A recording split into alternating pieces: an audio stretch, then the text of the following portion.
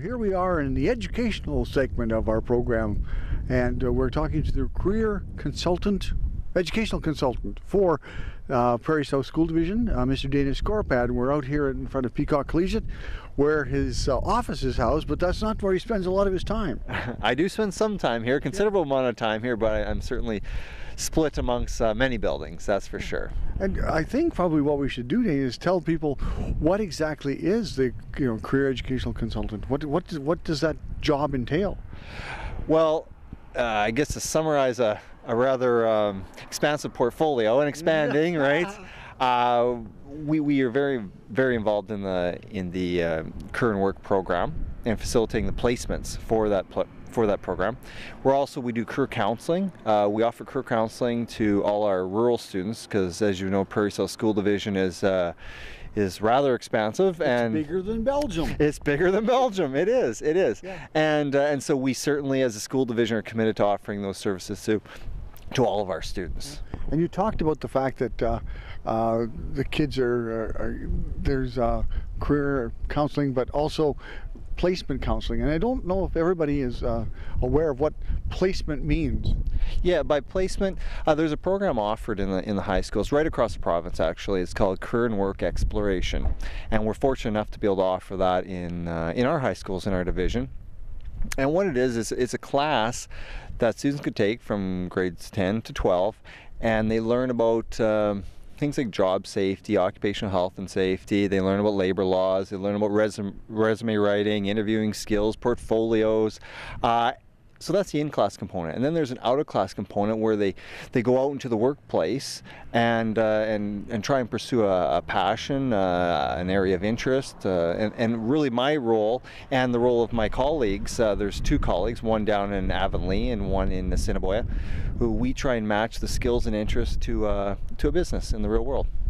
Yeah, and that's because it's an on-job training, but it also takes the, as you said, the interest of the kids into something, and they may think that this is what I want to do, and then they go, well, that's not really what I thought, or I never even thought about this as being an aspect of what we could do. You know what, that's a great point. There is no such thing as a bad placement. There's only, I guess, it is what it is. Yeah. I have students who go out and they realize that this isn't at all what I thought it was. I thought teaching was much different than it was. I thought being an electrician was much different than it was, so on and so forth. But that's good. That's stuff that we want our students to know and to have a glimpse into before they go on to post-secondary. And conversely, we have students who go into something maybe with a mild passion for it and come out knowing for sure that is what I want to do. And you have to have a real good cooperation from the community, business or whatever job opportunities are out there. You have to have that opportunity for kids to go places, but you really need the business people to step forward. And you've had some pretty interesting placements, I think, of people. Very interesting. And I must say, this community in particular is amazing. We make hundreds of placements, and people are astounded when I say that to them, that we literally make hundreds of placements each semester, or each year I should say, in the city of Moose Jaw and surrounding area. And businesses just open their doors. It's as I was saying to you before, it's small enough that people are aware of the program and they have an awareness of the young people and want to help them out. But it's big enough that there's lots of opportunity here, and growing.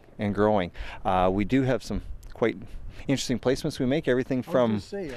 What is some of the really interesting ones? Well, I mean, in my mind, they're all interesting. Yeah. They're all interesting, but everything from working with the Moose Jaw Warriors and with the trainers, to working with the military police out of 15 Wing, to working with the ATCO Fire Services out there at 15 Wing as well, to working in the Crown Prosecutor's office here in town, to working at with electrical business, out there carrying the wire, doing what you would do as a first-year apprentice, to help him build homes and really everything in between. Anybody want to be a farmer? Well, it's funny you say that. There are some farmers out there too. That's for sure. That's for sure. And you know, and sometimes we aren't able to get exactly what the student is after. Obviously, not too many farms right in the smack dab in the center of Moose Jaw, but we try and find skills that they could utilize in farming, say in mechanics, in certainly in that area, or equipment setup. And you know, we talked about, mentioned that they have those kind of things. What they really need to do is have that openness to be willing to experiment. But it's a big commitment. Like, they have to have 60 hours outside of classroom time in a semester block to get that done. Right, yeah, it actually ranges from the grade 10 program. We're looking at about 40 hours, and all the way up to 75 hours for the grade 12 course, the 30 level course. And you're right, it is a large commitment, and that's why we so much appreciate the businesses. You know, they know that we certainly are there to support them. We don't dump a student on them and say, because not everybody out in the business community want to go in for a teacher or work with young people necessarily, but they get the whole point. That's where you start, and that's how you get your start. And so certainly we try and support that from a school side of it. The teachers are out there monitoring, getting to know and create relationships with the businesses, and that's a large part of what I do as well. For sure. So we're sitting here in this lovely outside location, but I was just thinking the places that they go range from indoors, outdoors, and it's a really important part of the program, and it's a credit course too, is it not? Oh yes, credit. You can get up to 4 credits, as a matter of fact. It falls under the Practical and Applied Arts portfolio as far as a credit. And so you said you have 2 other compatriots in your job. And how many students do you guys handle in that area then?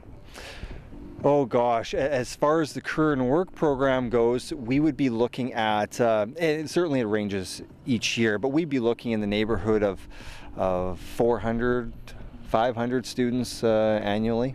That's how many we would do placements for. And quite honestly, we would be certainly in the forefront of school divisions across our province offering this, and certainly offering it to that extent. It's a very strong program, and I know when we go to conferences or when we present at conferences, other school divisions are very impressed with what we're able to offer. Well, that's for sure.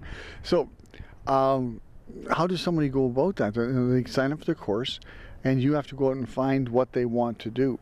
And some of the more challenging ones, I know we were talking about one this morning, it was challenging for you because the young man has a great interest in a particular aspect of his life, and not much other than that. And so sometimes you said it's you can't have the exact thing that they want, but again, prepare them for skills beyond this. Now, when you were in high school, did you take this course?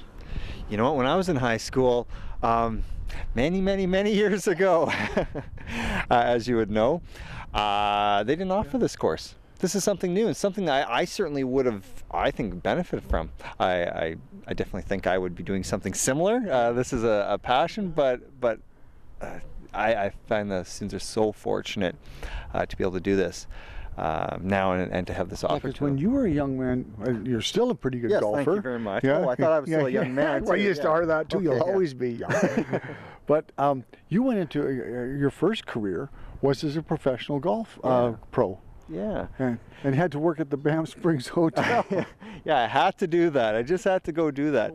But how would a career opportunity like this have worked for that?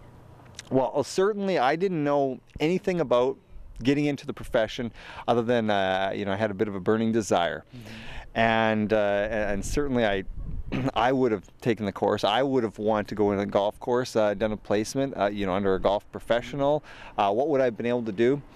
Certainly not give golf lessons, and not sit there and take golf lessons, because it's about working. Where do you start? You pick balls on the driving range. That's a good place to start. And you pick up broken tees and you scrub dirty golf clubs. And then you learn about the merchandising and customer service, and you learn about answering phone calls and booking tournaments, and it just progresses from there. And that's what this program is all about. It's not about sending students into a work placement to do the best jobs, right? All I want only the jobs that the boss does, right? Not saying those are necessarily always the best jobs, but we want students to really get a sense of what it is to work in that profession.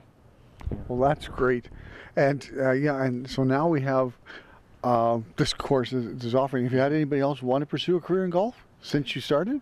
Well, as much as I try to persuade them to do that, I haven't had too many golfers, so I'm anxiously waiting to make that placement with a golf professional. You have connections, yeah. I have some connections, that's for sure. You know, I think I should point out, though, I think it's so important to understand that this is a part of career counseling. This isn't a course just sitting on itself. We really integrate this with career counseling that we do, and trying to bring out of students other interests. So if they are so single-minded of purpose, what else are you interested in? We always stress, you should have a plan A, B, C, and really all through the alphabet would be good too. Yeah. How many jobs is a person nowadays?